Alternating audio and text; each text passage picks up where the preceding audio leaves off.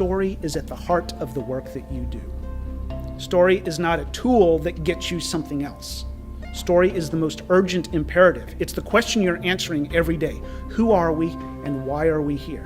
And it really helped me hone in on what kinds of stories I can tell, especially as I'm going to sponsors. I think one of the things that I'll take away from the conference that we will implement immediately is really diving deeper into our data and really being able to tell that story. As leaders, you are curators of the organization's identity. A curator makes decisions about the art exhibits. So, women in the Renaissance, maybe that's the exhibit. The curator makes decisions to support that broader story.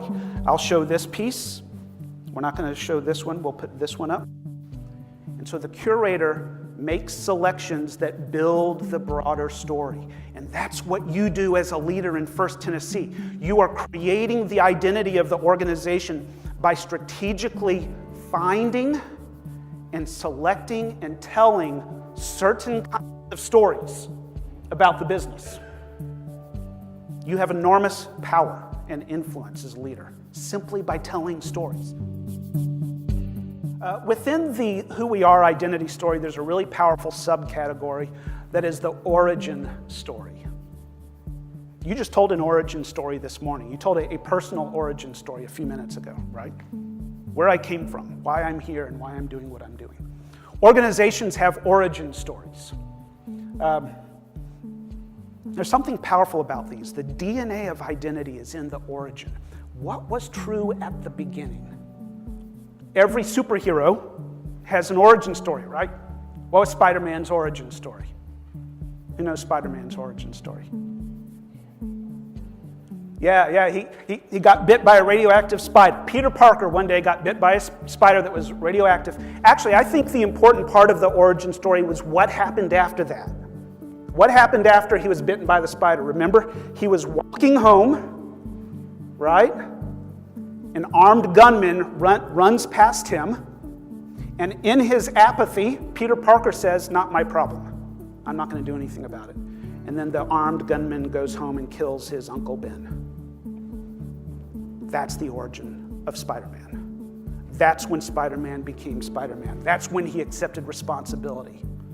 And the comics tell that story over and over again.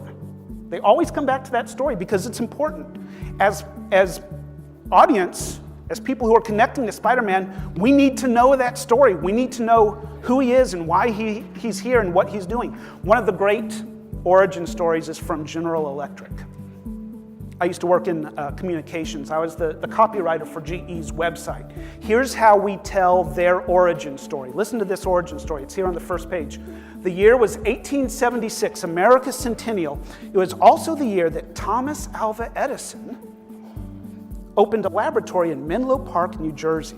And out of that laboratory was to come perhaps the greatest invention of the age, a successful incandescent, the light bulb.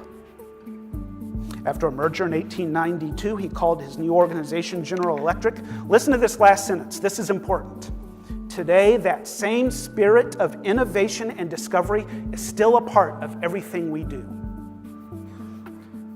This is one of the things that distinguishes leadership storytelling. We're not telling stories to entertain. We're telling stories to create alignment. And as leaders, we draw the meaning out of the story. There's a reason I told you this story. You have to say the words. We're about innovation and discovery. You can't just trust that people will get there on their own.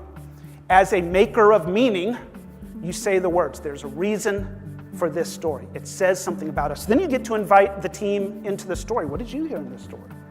What do you think it says about us? We get to have that conversation.